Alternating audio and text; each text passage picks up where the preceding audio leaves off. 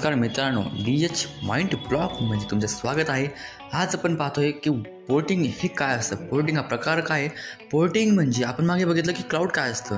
आता आपण बघू पोर्टिंग म्हणजे असे एक टेक्नॉलॉजी किंवा अशी एक प्रोसेस जी की ॲप्लिकेशनला क्लाउडमध्ये कन्वर्ट करत असतं. जसं की समजा तुम्ही काहीतरी बिझनेस टाकला, त्या बिझनेसमध्ये तुम्ही एक ॲप्लिकेशन वापरत आहेत, काहीतरी डेटा वापरत आहे, स्टोरेज वापरत आहेत, पण तो स्टोरेज तुमचा भरून गेला आहे. मग तुम्हाला आता क्लाउडमध्ये स्विच करायचं आहे की माझा डेटा आता क्लाउडमध्ये टाकेल मी, कारण मला इतका स्टोरेजसाठी मी स्टोरेज बनवू, सर्व्हर बनवू, त्यासाठी मला इतका खर्च, इतका टाईम माझ्याकडे नाही आहे.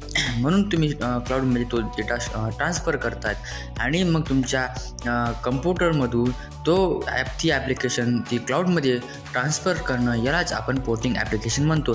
याच्याने आपल्यासाठी स्केलेबिलिटी वाढून जाते, कॉस्ट सेव्हिंग होऊन जाते आणि ॲक्सेसिबिलिटी वाढून जाते. इथं आपण थांबू. धन्यवाद.